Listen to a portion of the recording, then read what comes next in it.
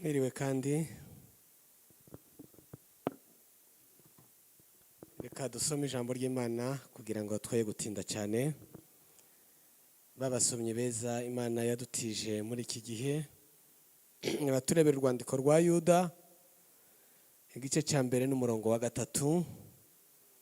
Urwandiko rwa Yuda no rwandiko ruje kurangiza Bibiliya, rubanziriza ibyahishuwe, igice cya mbere n'umurongo wa 3. Reka dusome mu izina rya Yesu. Urwandiko rwa Yuda umurongo wa 3. Yego. Reka dusome mu izina rya Yesu. Bakundwa, ubwo nagiraga umwete wo kubandikira iby'agakiza dusangiye, niyumvise ko mpaswe kubahugura kugira ngo mushishikarire kurwanira ibyo kwizera abera bahawe rimwe bakazagiza iteka ryose. Amen. Amen. Urwandiko rwa Timotheo rwa mbere igice cya mbere 12.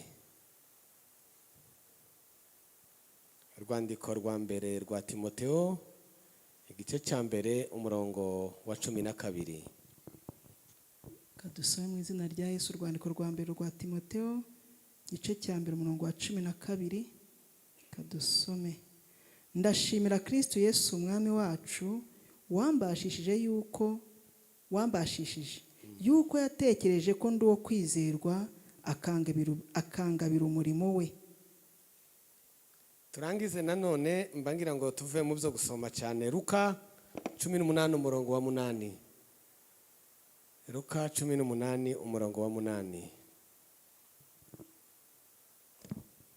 Reka dusome mu izina rya Yesu. Luka 18 umurongo wa 8. Dusome mu izina rya Yesu.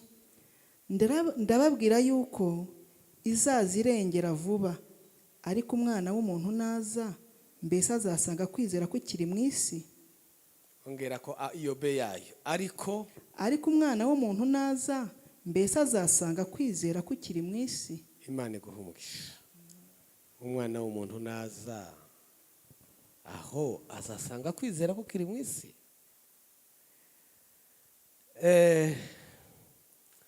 Turashima Imana se umwami wacu Yesu yagize ngo natwe tuba abana bayo. Buriya mu bintu bikomeye tuja tubinyuzaho amaso ntitubirebe ngo duhatinde, twabitekereza tukiruka tuhava. Ibidakomeye akaba ari byo dushingaho imizi. Kuba abana b'Imana,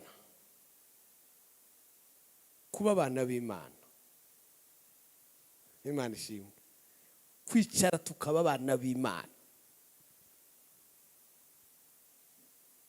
Abafite abana aha mu bintu mutunze byose ntacyo mukunda nk'abana banyu. Ngira ngo imodoka yawe ntimeze nk'umwana, siko bimeze. Inzu yawe nubwo ntayizi ntimeze nk'umwana. Ibikwemeza umwana ararwara, inzu ikagurwa, ikibanza kikagurwa, imodoka ikagurwa nk'umwana avurwe, suko bisa.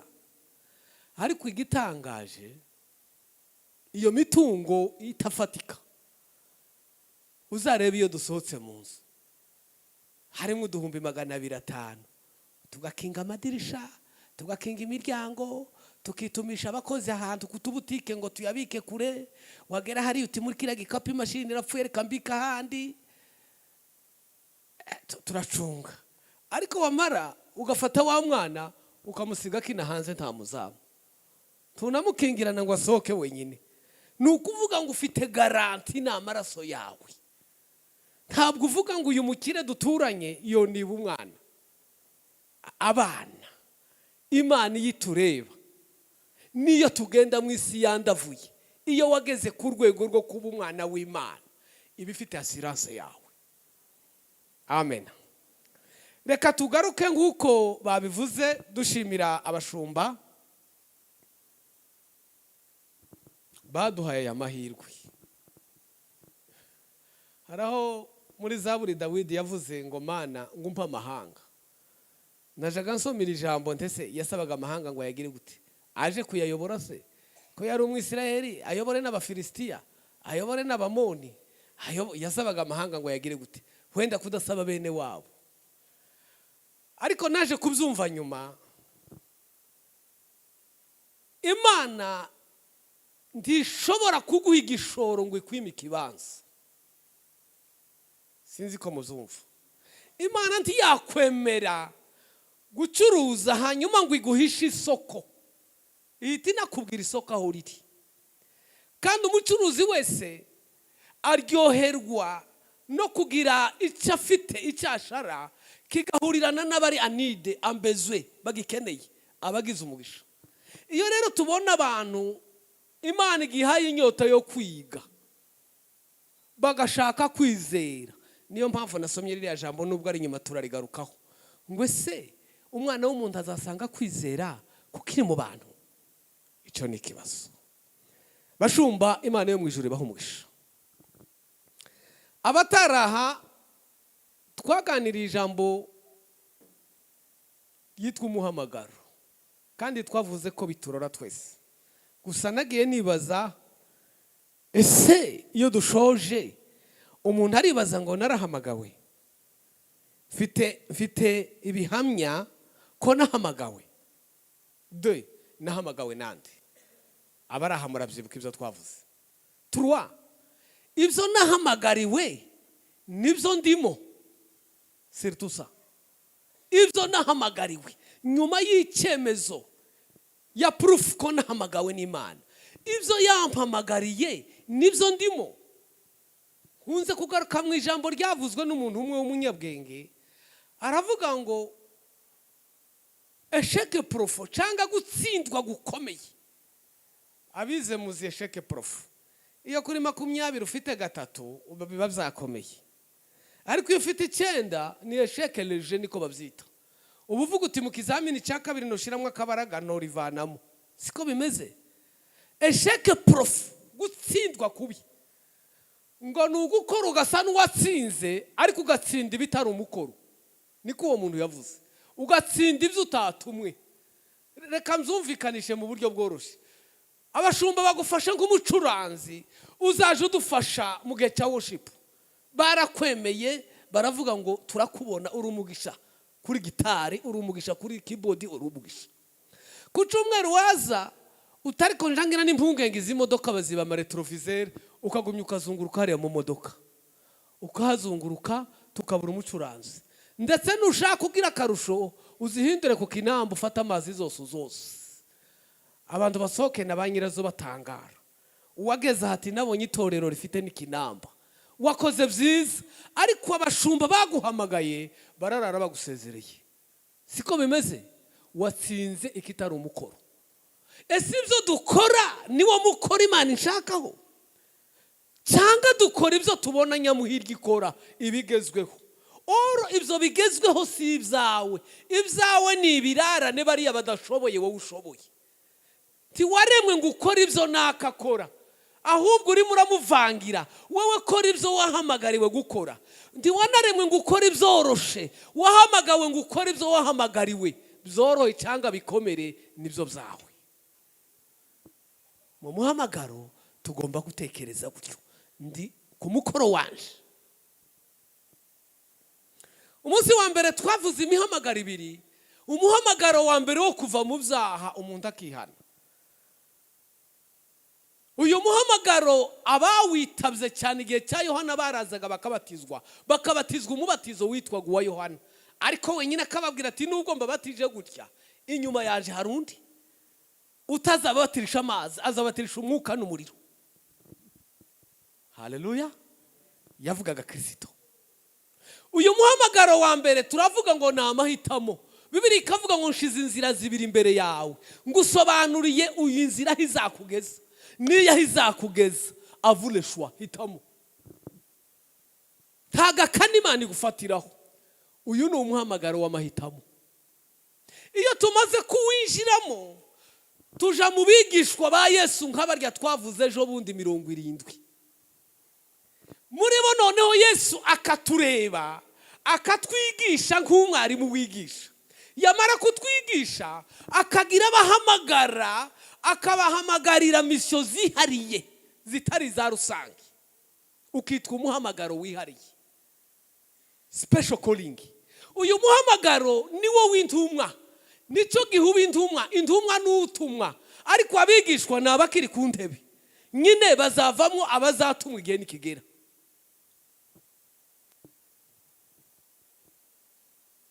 umunsi wakurikiye twavuze hejuru y'intambara ziba mu muhamagaro,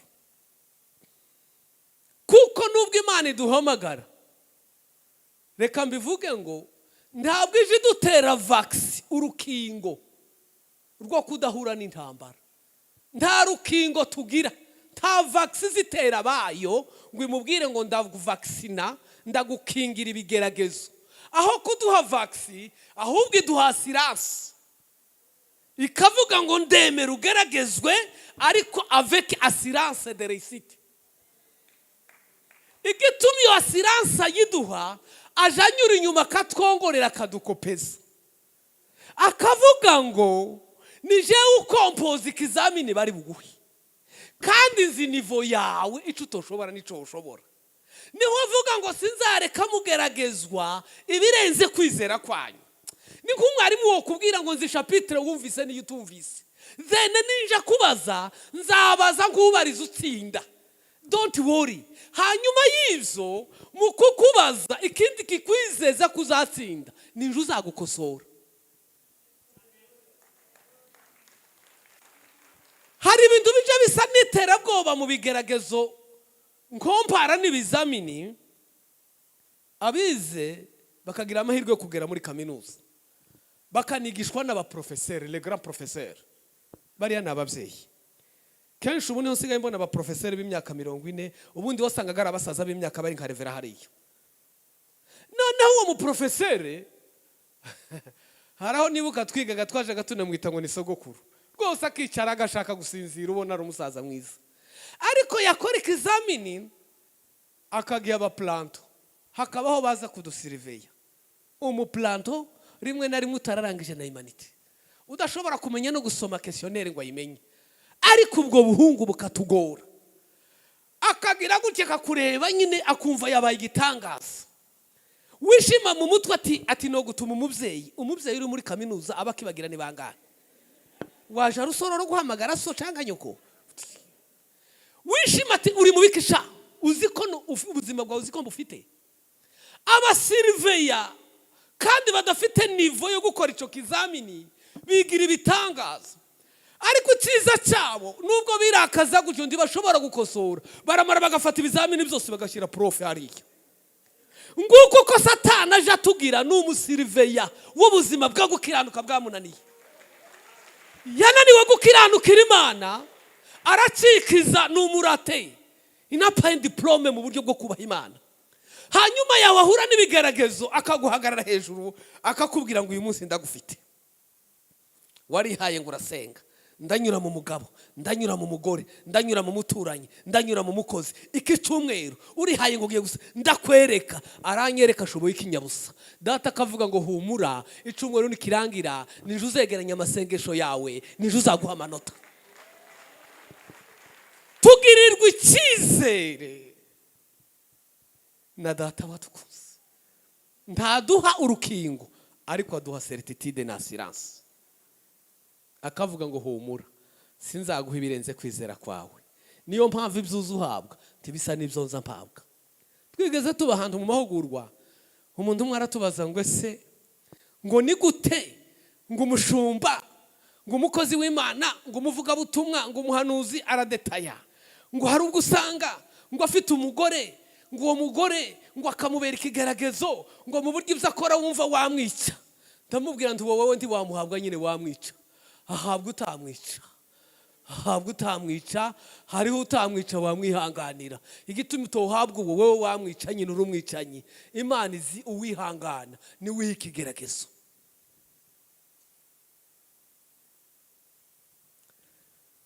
Twavuze intambara zo mu muhamagaro ko tuzemererwa, kandi zija ziba Imana ireba, kandi gasa n'irebera igaceceka. Ukazuyihanga ijisho ariko uzi biri kuba, ikamwenyura igasa n'itakuruzi, ikavuga ngo mfite umwanya wanje. Imana ishimwe. Uyu munsi ndagira ngo tuvuge iki kintu dusomye.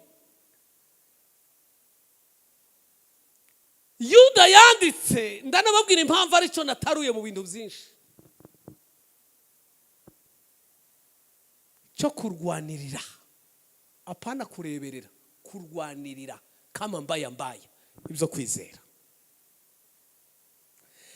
Ahantu dusomye ngo Yesu arabaza ngo se umwana w'umuntu naza, imagine ntiyabajije ngo se azasanga abantu bakiririmba, kuko n'abaririmbira ubusa bararirimba, n'abaraye mu kabare baririmbye, n'abasambanye baririmbye, n'abaraye basinye sheke zitari zo baririmbye. Uragira se ngo ibyo biza bituma umuntu asarara mu muhogo? Oya, sheke wasinye utayimize, umuhogo uba ari fresh, araririmba. Ntiyabajije ngo se azasanga abantu bakiririmba, ntiyabajije ngo azasanga abantu bacigisha, kuko yajaga abona abafarisayo bazunguruka imisozi, n'uwaraye arwanye n'umugore we yo twigisha, apfa kuba afite ubumenyi yabuduhada. Ntiyabajije ngo se azasanga abantu bakigira insengero, oya zizabaho. Ntiyabajije ngo abantu bazaba bagihura, oya rassemblement zamyeho, nitutanaterana ku by'Imana tuzaterana ku bindi biriho. Ariko arabaza ngo ko mbaye ndeba iriya ukuntu ibintu bisa, umwana w'umuntu azasanga kwizera kukiri mu bantu. Imana ishimwe. Icyo kibazo no kigirira analyse ndende. Nusanga uri mu bizeye uzaje kwiyakira, uri umugabo, kuko abaterana bose ntibizeye. Siko bimeze? Abaterana bose siko bizeye, abafite amazina siko bizeye. Byigeze guhararwa ngo abantu barabatijwe, baje umuntu se urakijijwe ngo nitwa Stefano. Stefano so bivuze iki? Urakijijwe atese ntiwamenye ko n'abayeriya? Izo navyo urabibaza. Waherutse ryari ubundi Yosefu? Ayo mazina yo twobona n'ayandi. Kwizera abantu bazi neza ibya gisirikare, hariho ibintu baza bacaho kandi ari ibyaduyi ntibabirasa, ntibibabangamiye, bakabitambuka kandi babibona. Hari n'ibyabo bizabyangirika bakabibona, ntibasohora isasu kandi ari ibyabo, kubera ko bareba ingaruka z'isasu barasa n'ibyo bintu byangiritse, bamara kubalansinga bakareka bikangirika. Ariko hari n'ibindi baje bageraho bakavuga ngo iyi batayo nimba ari ngombwa kushire ntihagaruke n'umwe, igende nigende ishire.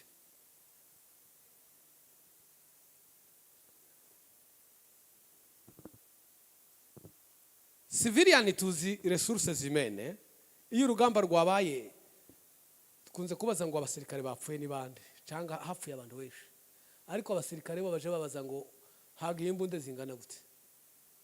Imbunda zabo zikomeye ziraruta abasirikare, aho gutakaza imbunda runaka bo kwemera abasirikare 100 bakayikurikira bagapfa ikabareke pere. Bo bazababaza ngo ibikoresho byacu bimeze gute, naho twe tukabaza ngo bamuyomba bagarutse. Kwizera ni ikintu gikomeye cyo kurwanirirwa, ibindi bazabikwambure, ihangane tuzagushumbusha. Tikuja gushumbushwa, aravuze ngo twahawe rimwe. Kwizera ni ikinege kandi cya nyiracu.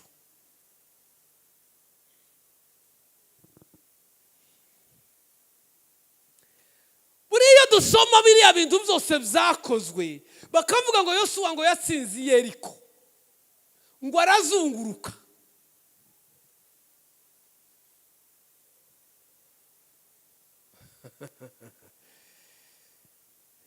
Yeriko yatsinzwe no kwizera. Imana ishimwe. Iyo bavuga ngo Dawudi yateye Goliyati rimwe riramuhirika, Goliyati yishwe no kwizera. Iyo bavuga ngo Samusoni yafashe ngo akase y'indogobe yica ibihumbi, ibyo bihumbi byahitanywe no kwizera. Ikibi kwemeza kwizo matiere atarizo answa, nuko Dawidi yishe umufilisitiya umwe, kandi mu bafilisitiya bari bafite abajenero 5. Ni nayo mpamvu harya mu kagezi yatoye amabuye 5, ngo yari yiteguye ko niyica umwe ntibakaresista atera undi. Yatoye 5 kubera abaje ya 5 barimo, ariko barangajwe imbere na Goliyati. amahirwe yatumye adatera irya kabiri ngo uwa mbere apfuye barahunga.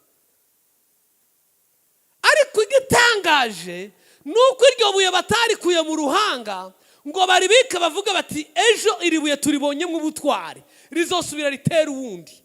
Ryakoze izaje yinike. Akasa ya Samusoni tuja tugasoma nta handi kasubiye gukoreshwa kandi abafilisitiya ntibari barokotse bagumye kubarwanya. Ariko iyo izaje yinike no kwizera twaguhawe rimwe. Nugupfusha tikugira muri umuna wako tikugira mu nyirasenge dore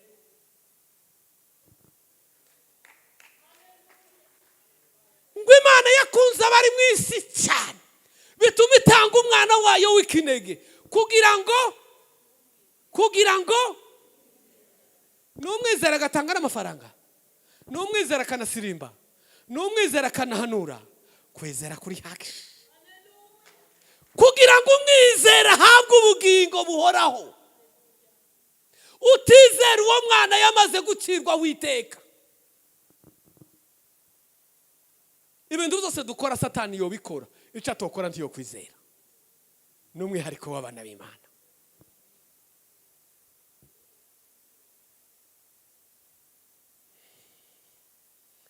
Yuda aravuga ngo bakundwa ubwo nagiraga umwete ngo kubandikira ngo niyumvisemo ko mpaswe kubahugura kugira ngo mushishikarire kurwanira ibyo kwizera. Ibyo kwizera si ibintu byose ngo byose tuzaje tubirwanira ngo itewe yose tuyibzine oya. Ariko nugera ku byo kwizera kama mbayabaya. Pawulo abwira Timoteyo ngo narwanye intambara nziza ngo narinzi ibyiki ngo ibyo kwizera ngo bisigaye mbikiwe ikamba ry'ubugingo narinzi ibyo kwizera. Yesu arabaza ngo umwana w'umuntu azasanga kukiba mu bantu.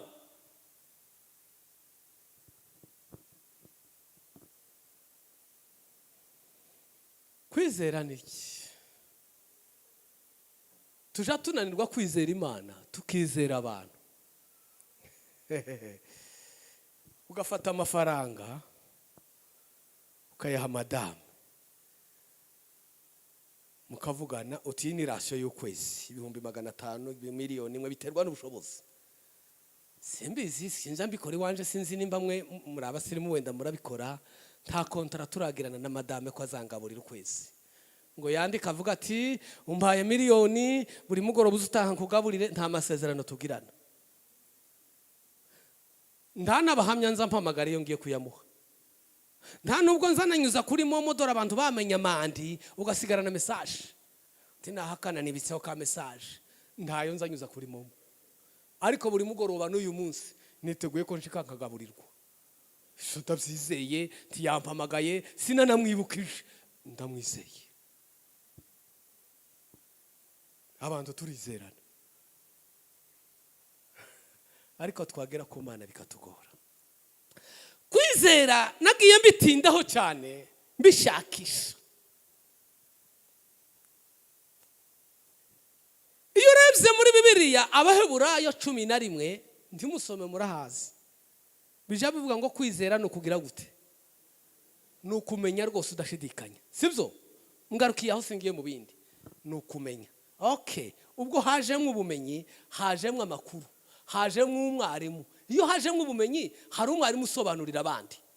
Suko tuje tugira ubumenyi, ndetse akabaha amadevoir imikoro igakorwa. Ubumenyi, kwizera no kumenya. Good. None se ko ngize ubumenyi, ubwo nzaba nizeye. Waje muri Bibiliya ijambo ry'Imana. Ariko hari n'umuhanga wavuze ngo ntugatinya umuntu usoma igitabo kimwe. Buryo umuntu usoma igitabo kimwe ni nk'umuntu wagaburiwe na nyina gusa. Hazagira ngo handi ntibateka. Ya, handi barateka. Bibiliya ijambo ry'Imana tuba turetse ibifaransa n'ibyongereza bamwe ntitubizi. Hodi ivuga ngo nukumenya. Biravuga ngo kwizera nukwemera. Abayifite musome.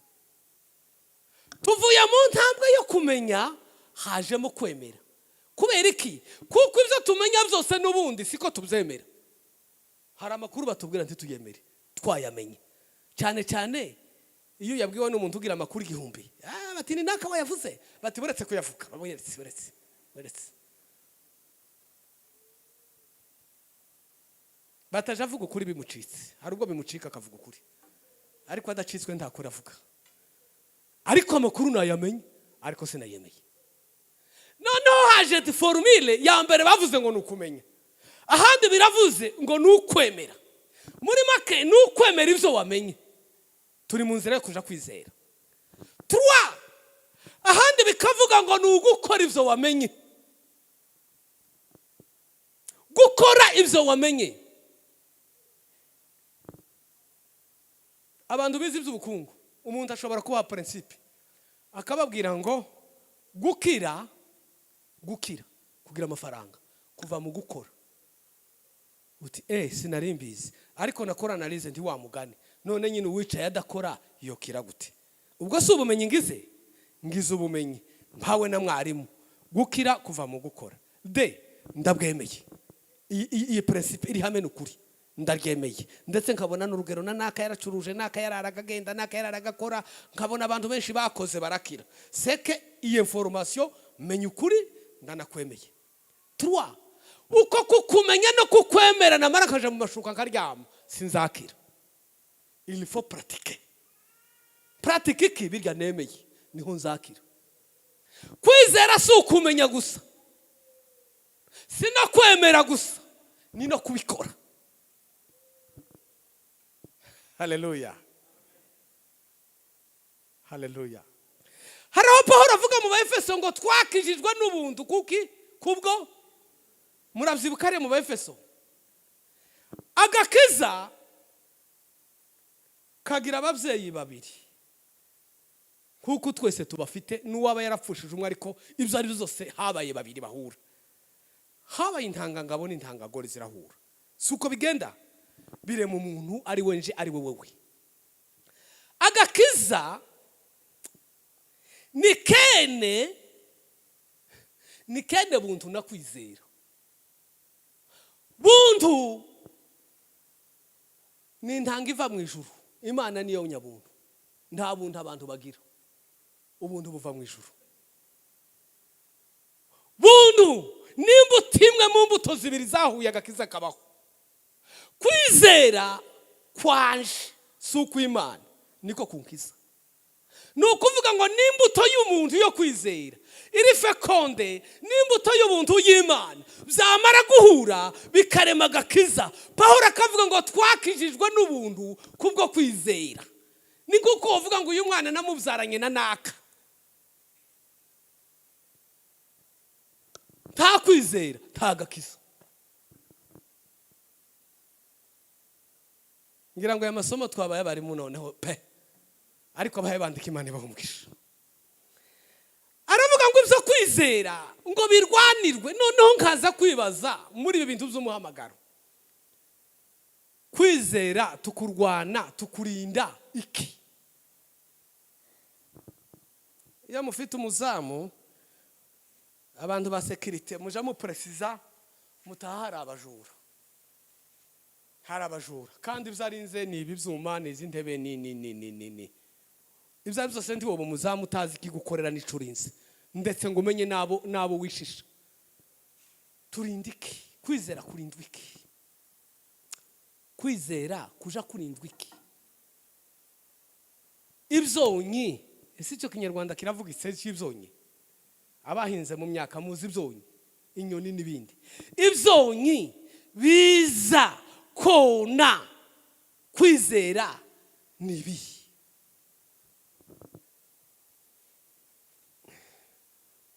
Ndimo nsoma ya magambo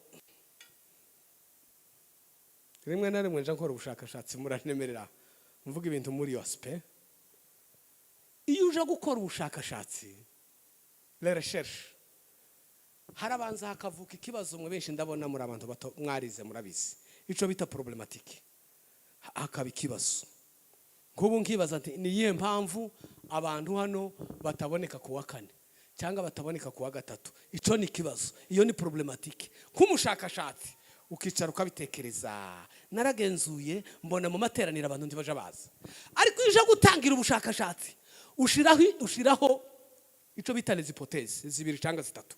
Ukavuga uti buri impamvu ni umunsi w'akazi, impamvu haba habaye embouteillage, impamvu amasengesho ntaba aryoshe hari ukuntu atari motive, impamvu hariho ibyo wishiramo, ibyo nibyo bita hypothèse. Mu Kinyarwanda ugenekereje ni ibyemezo by'agateganyo.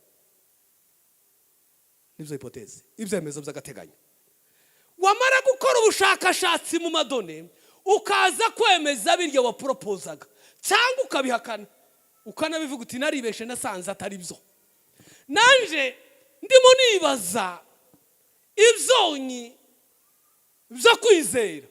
Mwikubitiro hypothèse ya mbere nashizeho ndavuga ngo ni ibyaha, ariko nyine ni hypothèse yanje siko Bibiliya yarimbwiye.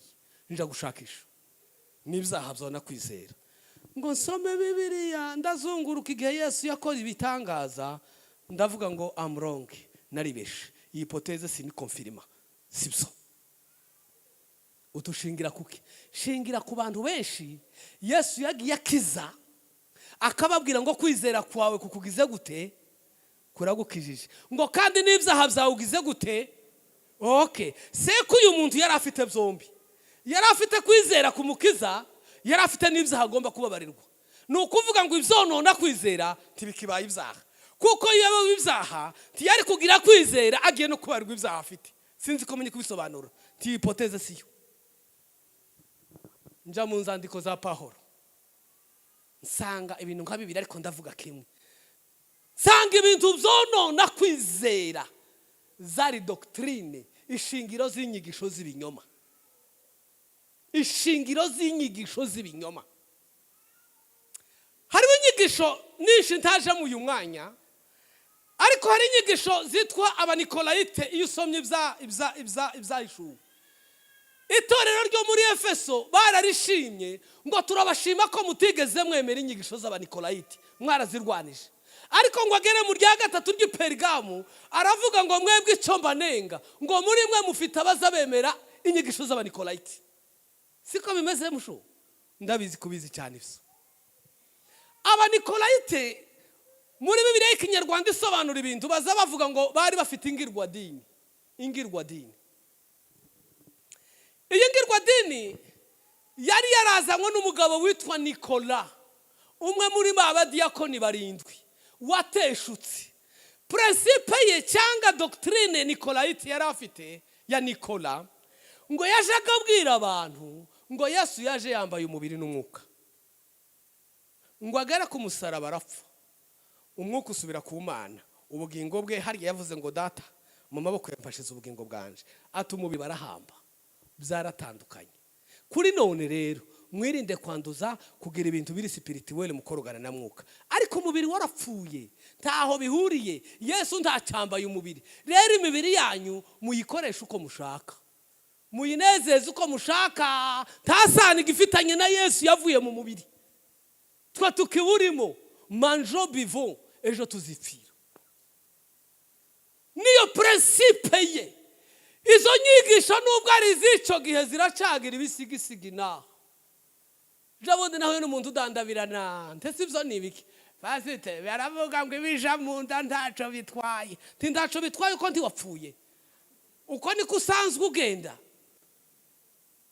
Ngo biravuga ngo ibija mu nda ntaco bitwaye. Ukura cafite inda hindutse akabari yose.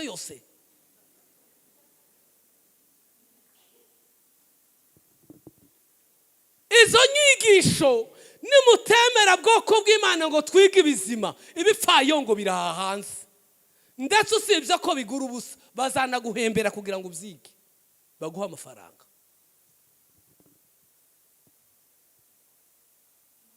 Inyigisho z'ubuyobe ni kimwe mu bintu binyoha bikangiza kwizera kugashira. Kimwe mu ntambara Pawulo yagiranaga n'abigishwa bandi, baranabishwanira bigeze ubw'inyigisho ze zitandukana n'izabo, ariko Petero ngo ageraho arazireba aravuga ngo yeme ngo nubwo tutamwemera ngo uyu mugabo ni umunyamwuka, ngo mu buryo n'inyigisho ze zimwe ngo biza bitugora kuzumva.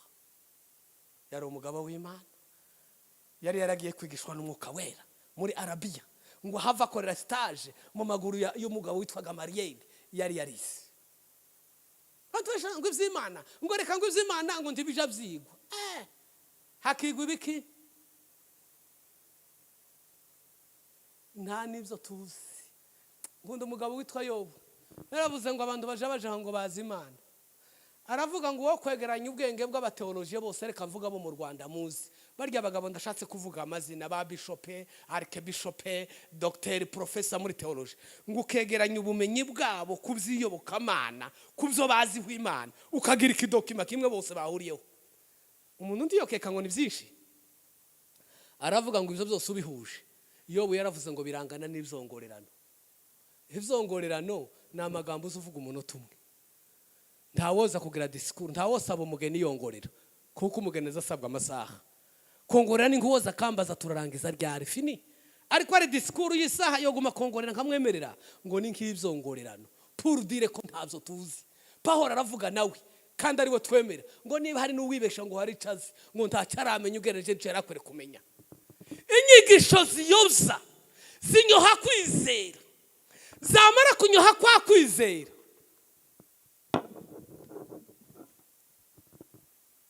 Dore ingaruka bigira.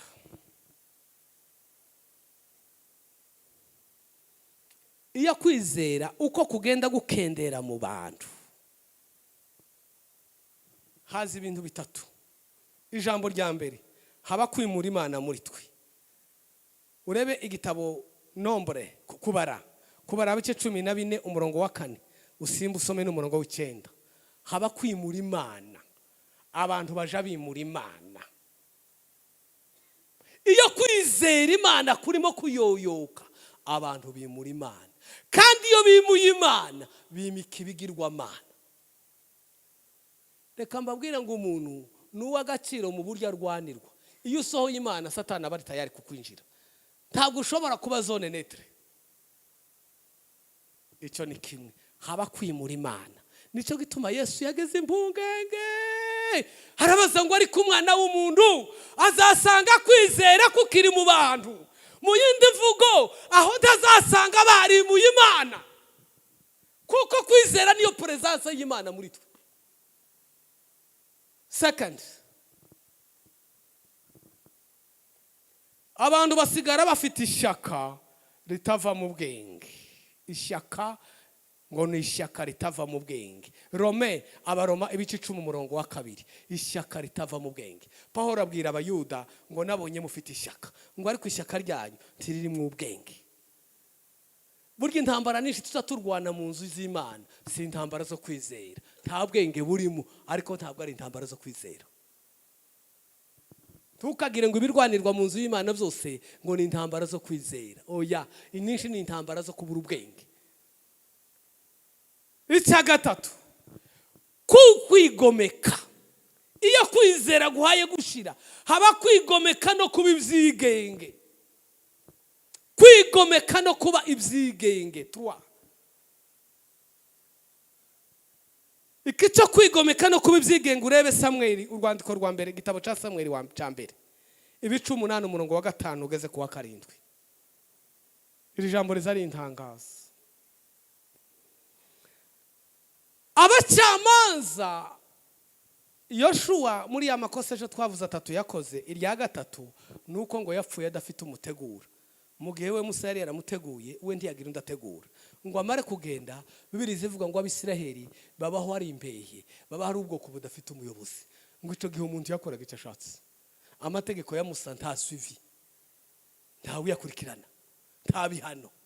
Imana none igasigara ibahana. Yabahanye 7 basaba imbabazi 7 barongera bagacumura. Imana ikabahagurukiza abitwa abacamanza. None umucamanza wa nyuma waje kubaho n'uwitwa Samuel. Ariko Imana ikaba yari ifite isezerano kuva iriya mwitangiriro kwizabaho umwami. Inkoni y'ubwami ntizava muri Yuda kandi umwami azakomoka muri Yuda. Kwizera kumaze gushira mu bantu twavuze ngo haba kwigomeka. Ngo umunsi umwe baraza babwira Samuel bati Samuel muzehe dufite amakuru dushaka kukumenyesha. Abana bawe bari mu kugenda nabi. Ayo makuru urayafite?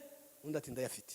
Urabizi? Ati ejo rero utazibesha ngo wosaza wodusigira biriya bigoryi nta bantu ufite undi ati rwose ndabizi Imana izabaha undi ariko abana banje naje ndabizi ngo baragenda ngo buce batari kuriya muzehe kuko twamubwiye iby'abana be ese waracyari ko akora iki ngo buce baragarutse bati noneho manda yawe nawe turashaka kwihagarara Samuel ati fite hagarara turashaka ko Imana iduha umwami wacu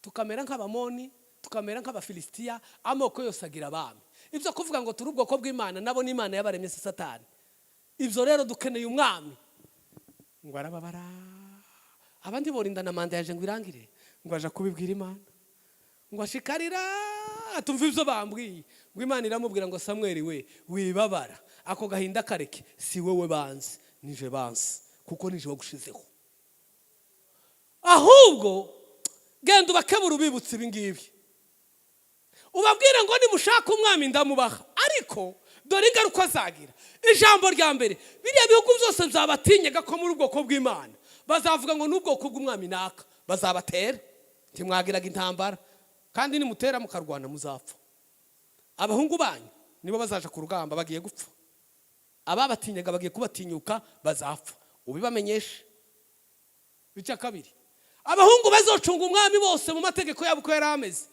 bazabagira inkone base ntibitega abuzukuru birarangiye genda ubibamenyeshe 3 imisozi myiza yose izaba iy'umwami nagera ku musozi wawe nabona urutoki rwawe akarwifuza azarwifunga ati ndetse n'abagore beza ashaka nabo umwami bamwe muri mwe bagiye kuba gutyo genda ubamenyeshe ayo makuru ngo araza arabibabwira baravuga ngo kama mbaya ibyo turavyemeye zana umwami kuko isezerano ry'Imana ritoramburuzwa n'amafuti y'abantu yari yarateguye umwami mwa Dawidi kandi igihe kitaragera hakiri imyaka 40 imbere ngo iravuga ngo reka mbe mbatendetseho Sawuli kandi yari uwo mwa Benyamini yari uwo mwa Yuda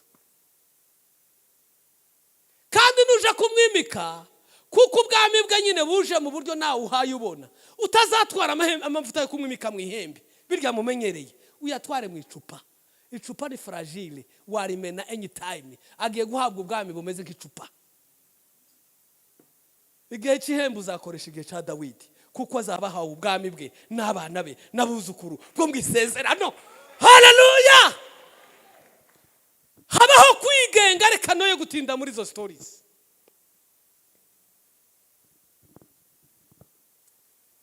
turwana intambara yo kwizera haleluya reka ngire nsoreze muri kingiki hariho inzira zitatu iyo kwizera kwabaye fragile kwabaye weak iyo kwizera kwagiye kuyoyoka hariho inzira tutatu tuzadutererwamo kandi izi nzira ndazibabwira mu kinyarwanda cyoroshye amafuti tugira menshi ya mbere ava mu muryango witwa intege nke ni karanse yo kwizera hari birwara abantu baza barwara bakavuga ngo ngo fite ngo vitamine ni nke ngo amaraso ni make kwizera yari guke kuzana intege nke uko gushira intege nke zirazamuka ariko intege nke nazo mu mbabarire Yesu kuzishigikira ndazikunda somehow uti guti burya umunyantege nke niba hari abantu beza babaho niwe na Paul yaravuze ngo iyo umunyantege nke abonetse ngo Imana ibibonye stowa yo gushiramo imbaraga zayo ngo hari intege nke zacu niwe Imana ishira imbaraga dupfa kuba twemeye ko zihare tugakingura tukereka Imana ngo dore turi vide ibibonye aho istoka imbaraga zayo ariko izi ntege nke zitandukanye n'ibindi nje numva mu byitiranya uzabitegere ngwe Suzi ngo Alexandre ngo yagize intege nke undi yaje kwikiriza wewe ngo yaraguye kugwa n'intege nke mugiye kumubeshera ni bibiri ubwo habaye kimwe undi ngo erega mwaramubonye ngo yasubiye inyuma ico ca gatatu n'ikindi muzanye ntawo byohuriraho ko ari bitatu haza kimwe bindi mukabimutwerera ahubwo ndi muzi kubitandukanye iyo umuntu yaguye ntagora kugarura, nta na kiriteri ashyiraho. Burya abantu baguye baroroshe kuzamura. Reka nkubwire ngo umuntu niyo yoba ari dogiteri akamanuka akagwa mu mwobo mu mafose hamwe bimba kuri metero 10 akavunika cyangwa ariyo, mukamuca hejuru mutabizi, ukumva ijwi akumva umuntu aratambutse, ati uwo ninde? Uti sinzi umuntu urimo, nashaka abe dogiteri. Uti niki cyabaye? Ati mfasha naguye mu mwobo nananiwe kuvamo. Uwaguye ugiye kumufata ntiyo kubaza ngo se wakarabye, iyo bibaza ibyo. Yo kubaza ngo ndi dogiteri ngo se ufata ukuboko wiza ngahe, iyo bikubaza ari mu mwobo. Yo kubaza ngo urinde ngo nduri umudame ngo ukuntu njewe ndiyubaha ari mu mwobo. Ntawe utomufata. Umuntu waguye aroroshe gufasha. Uzabirebe iyo umuntu yaguye, habe n'umuramukije gusuti muraho azajana morale ngo noba nkibona ndamutsa. Reka noneho ngugeze iwiwe mu rugo ni nko wamuhaye inzu cyangwa imodoka. Umuntu waguye aroroshe gufasha. Umunyantege nke ni umuntu fragile unanirwa kwinyuza aho abandi banyura, akananirwa rwose. Naho umunyantege nke umusaza yonanirwa kuzamuka tukamufata ukuboko. Burya intege nke zija zitera ubwoba. Nje mbwira abantu ngo ica umuntu atinya uzamenye ko kimurusha imbaraga. Ukungana ndacatinya imodoka, nzanja kuja ku muhanda nkarangiza haruguru no hepfo.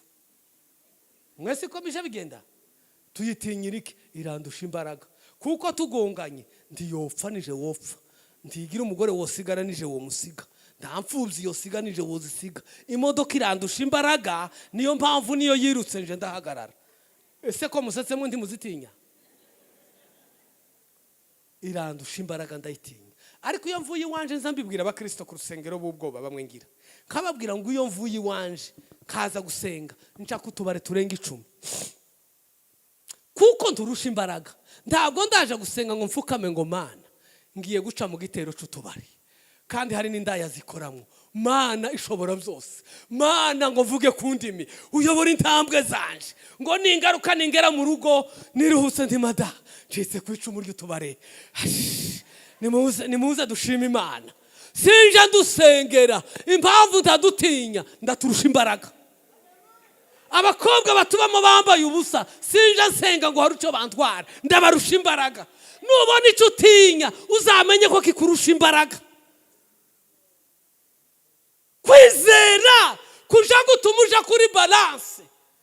Hakaba abantu bose bavuga ngo iki ngiki ngo giteye ubwoba, we wareba ubwoba bwacu ukabubura. Hari umuntu twigeze gusengana kubera izo nzira nyine, agaca nkiriya ngo mba nanga kunyura hariya, ngo nza mpanyura ngo ngatekereza ibintu. Yewe uzicwa n'umuruho, uzugenda kilometero 2 ahantu ho kugenda iminota 5, ubwo nyine ariko arahunga ibimurusha imbaraga. Intege nke zija zitumuhunga ibikurusha imbaraga. Naho gusubira inyuma ubimenya paraporo yuko wari umeze mbere, ni comparaison. Najaga senga saa 9 z'ijoro, ubu singisenga seke nasubiye inyuma.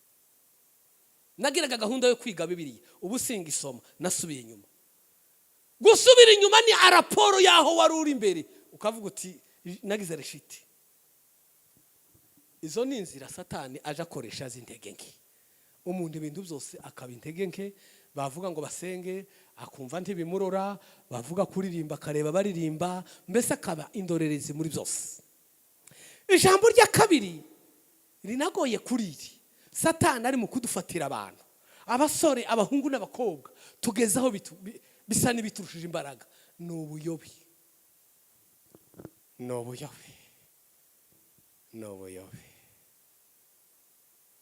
Umuntu akavuga ngo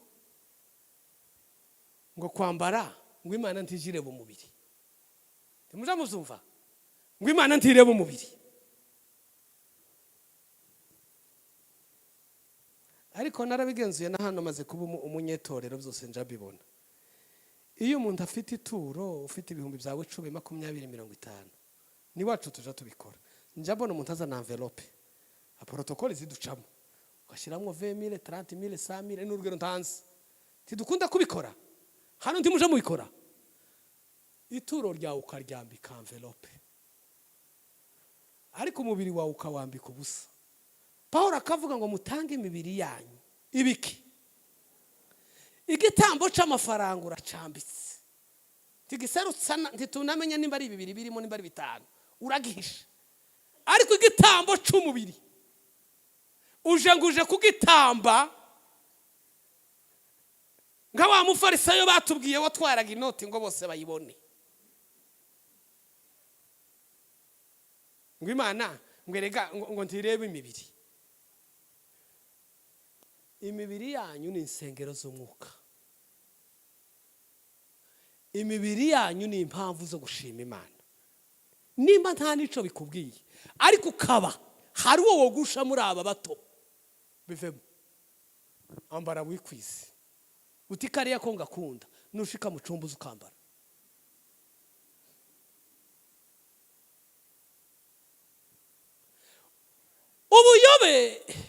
Umuyobaza yihuta kuruta uri mukuri. Ariko mwari mwabona habe nugenza amaguru tureke ivy'imodoka. Umuntu yayobye muri quartier uzumubwira turi ati ndi hano kuri station, ukaza n'imodoka washika ati narenze utesugeze wafashe imodoka ati n'ibirenge bimeze gute ibyo birenge. Umuntu wayobye agira umuvuduko udasanzwe.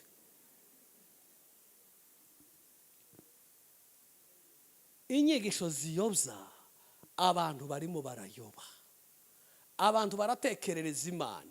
Ubu dufite Imana dutekerereza itadutekerereza, dufite Imana dukoresha itadukoresha, dufite Imana yatubereye umukozi titukira abakozi b'Imana, nitwe ba bose b'Imana. Uko numva Imana igomba kuyoboka, ariko umwana ayoboka uko umubyeyi yumva. Kuko ibi turimo iyo ubumana buturimo bitandukana niyo turi mu bumana. Ibyo tubamo bozo bidukuramo, ariko ibi turimo no. Reka mbisobanure mu mvugo yoroshe. Uru rusengero rimwe insengero zibiri. Hari urusengero turimo twese, hari urusengero turimo. Ubu ngiye nka voyage, nanje maze kuba umunyamuryango ndaruzi. Ka voyage sinorubamo, ariko urundimo rwo guma rukambamo. Sinzi ko mwavyumvise. Urundimo n'iyi mitako yose, ndi Nairobi, ndi America, noza nicara nkayibona. Urwo n'urundimo tirwumvamo. Ariko urunguru usohotse mu mwanya ndabasohotse sinzaba nkirurimo. Ivyo Imana rero bitubamo, ariko iyo tubirimo birorosha kudukwega bakabituvanamo. Umuhamagaro kubamo si wo ubamo.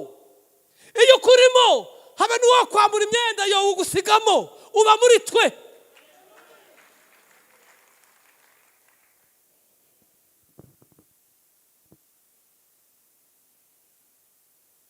Imana iziduha kuyimenya, turwanye ibidakwiye, turwanye intambara. Dufite Imana idukunda kandi nawe yaraguhamagaye. Bibiliya zivuga ngo guhamagara kw'Imana ntija yisubiraho. Kandi reka mbahe n'iyi nkuru nsoza.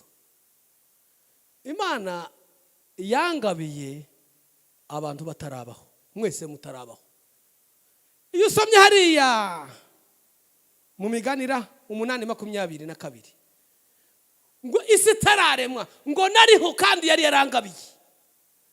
Imana yangabiye abantu batarabaho mw'abantu. Rero kuba Imana yarangabiye abantu batarabaho, abantu ndibonyaga kuko bazasanga yarataciye yampaye.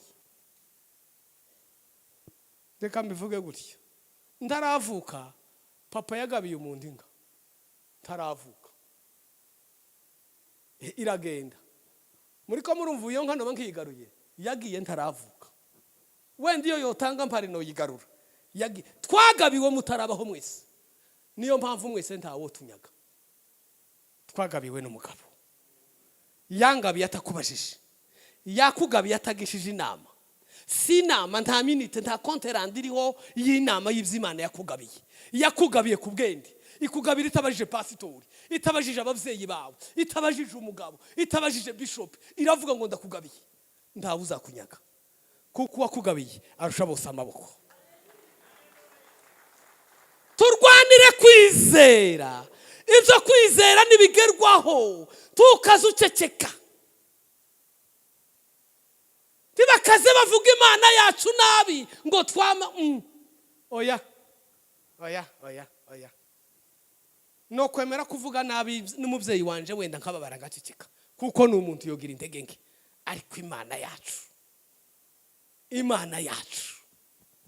Imana twamenye, Imana itubeshejeho, Imana idukamiye, Imana yakurinze muri birya, Imana yakunyujije harya muri wa munsi, muri rya vuriro, muri za ndwara, muri ya state wari urimo, muri ya mibanire yawe n'umugabo, muri ka kazi na shefu wawe. Imana yabanye nawe harya, hahandi habugindagirante, hahandi ho kuvuga ngo biragenda gute, harya usigara usenga ukavuga ngo nije cyitegererezo, nije modele w'abantu Imana yahanye, bwacu ikazamura amaboko yayo ikagucigatira, ikakwereka abantu bakakubona, bakaguha ijambo, bakagusekera, tacu ukoze iracari y'Imana.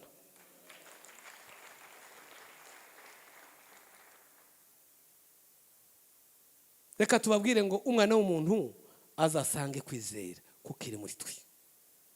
Umwana w'umuntu. Hanyuma nsoza Pawulo avuga ijambo abwira Timoteyo, aravuga ngo nzashima Imana. Timote, tubana utanzi no kubwira aho navuye, ntiwokwemera ko ari jewe nubwo ndisoma umwuka. Nzashima Imana ngo kuko ngo yabonye ko ndi uwo kwizerwa.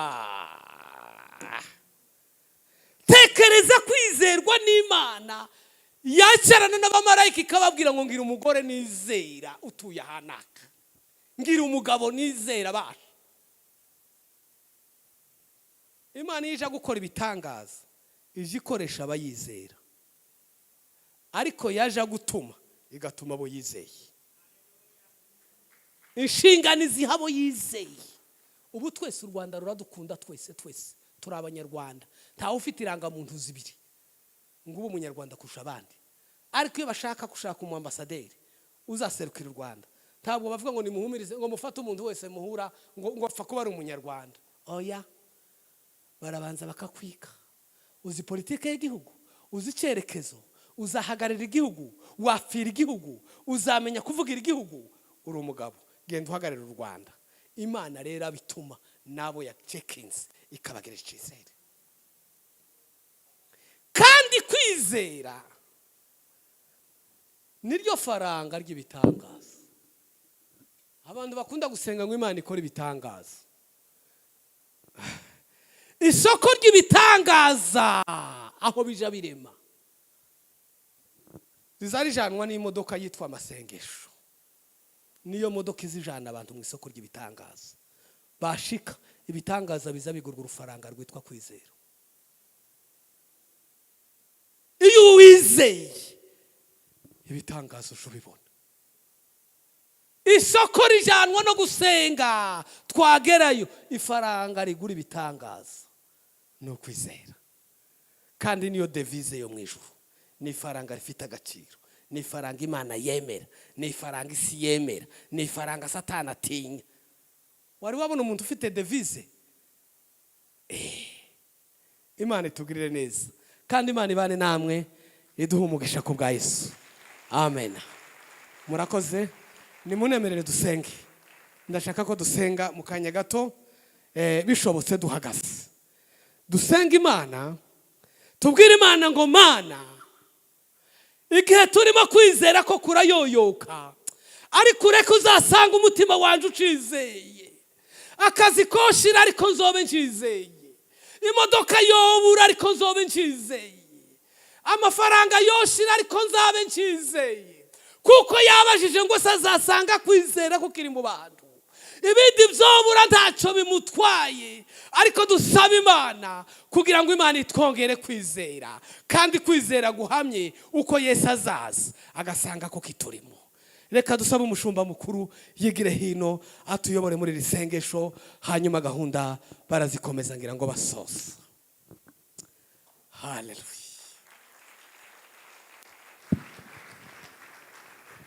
Ayo mashini muyongere cyane. Hallelujah.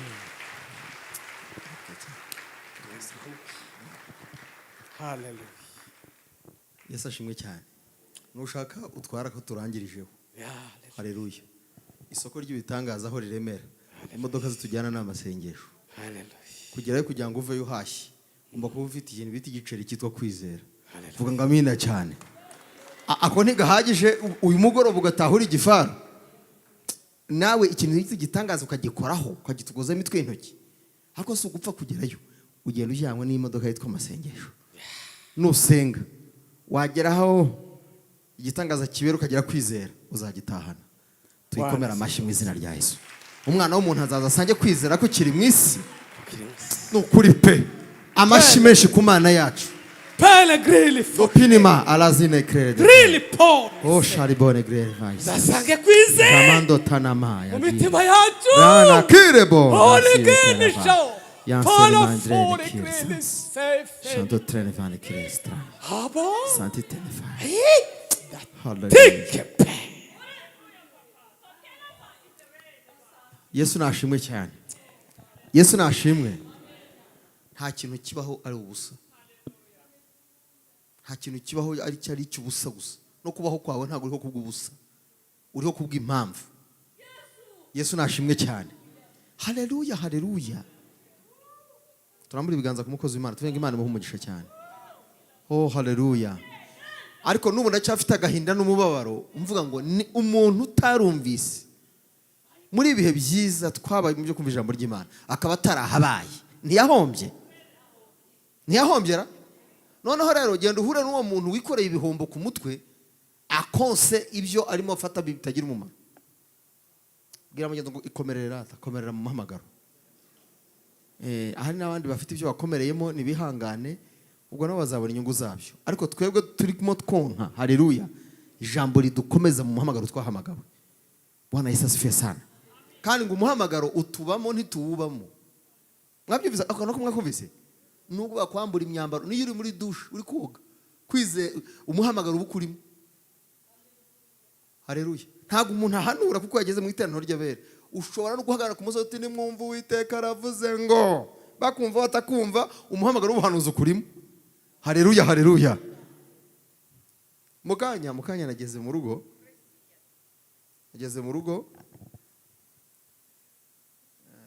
Ndavuga ngo reka nduhukeho gakeya. Ariko mwa abantu b'Imana mvuganye n'Imana. Kandi nsinziriye. Mvuganye n'Imana. Utimuvuganye iki? Ntago bikureba. Haleluya. Ariko arati icyo mbwibwiriye nimukomeze kwizera ntikubavemo. Kandi murwanire kwizera kwanyu. Haleluya, haleluya. Kandi Imana yashyize umuhamagaro yaguhamagariye abantu bataraza. Ako mwakumvise mwebwe? Abantu bataraza Imana ye yamaze kugushyiramo ibyo yagushyiriyeho.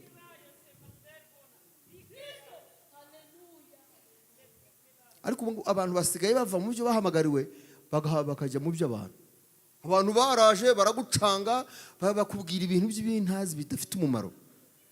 Mukanya nibutse aho Imana yabanye nanjye. Nibutse aho Imana yahagararanye nanjye. Nibuka ibyo Imana yanyujijemo mudahari. Namuzehe ntiyarahari. Kandi twari umubyeyi wanjye ntiyarahari. Rero iyo ngiye yakoze ibyadahari mudahari nyiveho mbazeho nyireke nze mbagwe mu maboko cyangwa mu maboko yabanye nanjye mudahari. Bwira abanyabwibuka Imana yawe ibintu byose bitesha agaciro. Niba shaka bavuga ngo ntiriho ntibaho uzabare cyo babivuge bafite ibyo bashingiyeho. Nawe uzavuga ngo iriho yarahabaye n'ubiriho rizahoraho. Haleluya. Ariko Mana we azaza sange intwari zikiriho cyangwa azasanga ari abantu bivugira ku munwa gusa ariko kuri tere ari ba bure.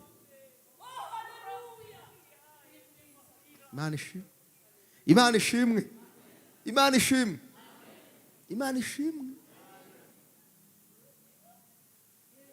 Hari igihe tujya turirimba n'indirimbo mu nganzo yayo y'amanota rwose n'abayihimbye bayihaye amanota nko mu gitabo muri za kantike hariya. Ariko hari igihe abaririmbyi bayihindura bagashyiramo bagahogomba.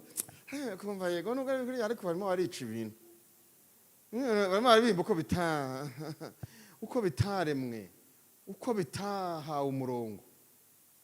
Kandi abantu abakura aho ngaho abagarura mu mwimerere bate wapi.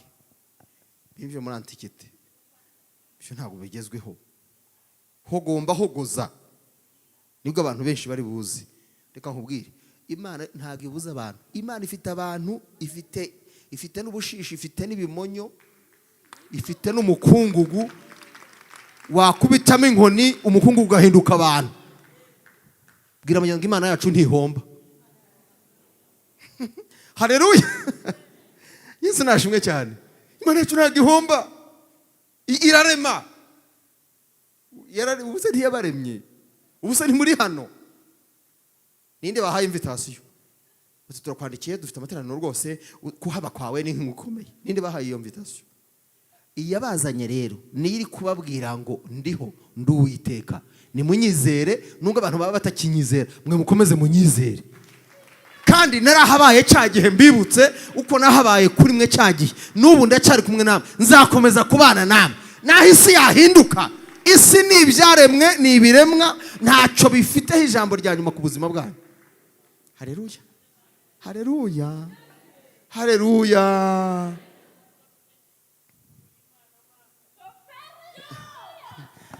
Ubwo rero impamvu nje nuko nafashijwe. Kandi abanje gufashwa nsinziriye. Mukanya saa 8 saa 9 iyo ngiye. Niyo ndara ntimuhazi. Iyo yantsinze iyo ntago muhazi, reka mbabwire ko Imana iriho. Imana iriho. Imana iriho. Yarahabaye imiravuga ngo igiye kongera kuhabana none kandi. Uzi ko Imana ivuga ngo mpagarara mu itangiriro nkavuga iherezo. Ariko ibiguteye ubwoba ntago bizi byejo ejo mu gitondo ntago babizi n'ukuri. Umuroza arakubwira ngo ndabumuhaye nageze ejo saa 9 nzasubira sumba wanga. Njye gushaka ubundi, njye gukarishya. Reka nkubwire. Haleluya. Baguha iminsi Imana ikaguha imyaka. Barakurangiza ahubwo ukarushaho gutoha no kumera. Hey! Haleluya. Imana ishimwe. Azaza sange ukiri intwari. Azaza sange ukiri mu muhamagaro neza. Abantu barabaderuse babakuye mu nzira, bakuye mu muhamagaro, barabisha. Abantu ibyaremwe uturabyo twakajya gatututu. Turabyo tugahumbura. Komera mu byo wizeye. Ubu nabirwanije kandi kurwana so guterana amakofi. Sino gutukana. Ahubwo ni imbaraga zo mu mutima. Muvuge ngo amina cyane. Niba risengesho nabonye riteye ubwoba, ni isengesho ry'ubutita. Urumva je? Bati ntugasenge ntugasakuze, ubundi ugahagarara. Ukanihira mu gituza. Ugafata mpiri. Ukamenagura. Ukavunagura. Ugasatagura. Ukinjira muri meditation kugeza igihe imisozi iriduka ubireba n'abantu bakabigwamo. Kubw'isengesho ry'ubutita. Kuko Imana ntago yumva ibigambo. Ibigambo byumvwa na Satani. Tuvuze utyo nanjye ndabigenza ni. Ariko isengesho ry'imbere ni nk'iry'umwuka rimenywa n'Imana. Niyo mpamvu nguhishe mu nda imbwa ntiyimwiba. Imbwa ni Satani. Uhishe mu nda usengeye imbere, unihimbeye, ubyaturiye imbere, ubimurikiye Imana imbere. Intervention ni y'Imana. Satani ajya yumva ibyo tuvuze. Ibyo tuvuze baragisha amamere nabo bakabati bakwicaga ahubwo kandi bakariye bakwica karira. Ariko usenga isengesho ry'ubutita riba rifite imbaraga rizakugeza kure cyane. Imana ishimwe cyane. Bwira abanya gukomeza gusenga rero tukomeza gusenga. Abantu baravuga bati ubutayu nibwo twumviragamo Imana.